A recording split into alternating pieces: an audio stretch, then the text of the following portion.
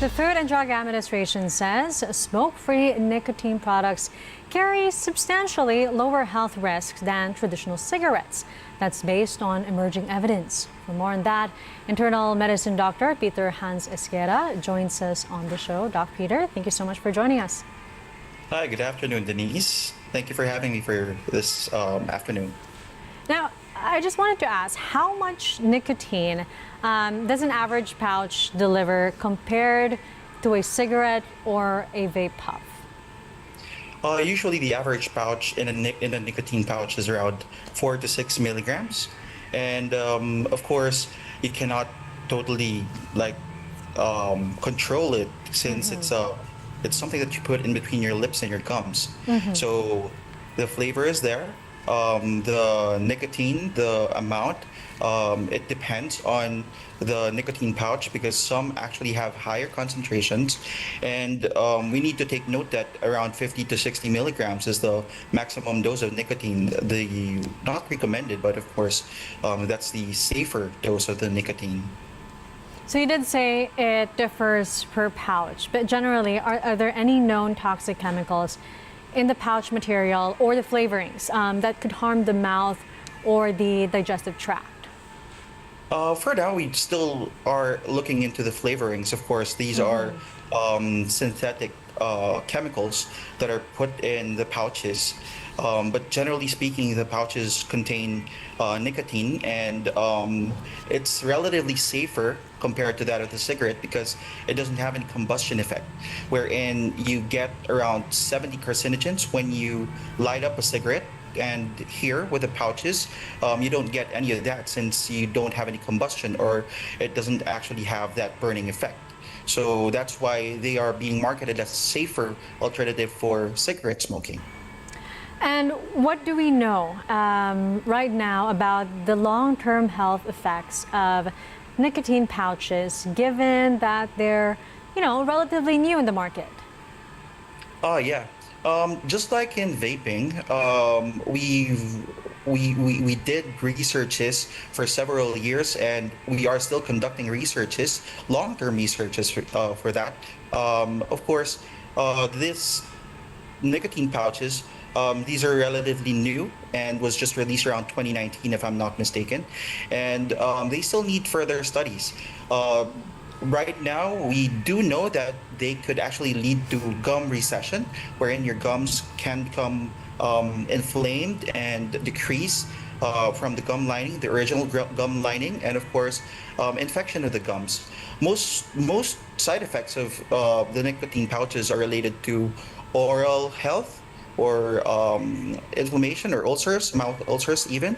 And of course, for those who actually have or take higher doses of nicotine pouches, they are subjected to faster heart rate or probably cardiovascular diseases later on. And for people who are usually transitioning to nicotine pouches because they want to quit, but how quickly can the body build tolerance to nicotine from these pouches?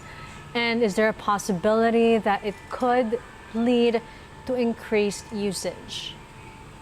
Of course, nicotine substance itself is highly addictive.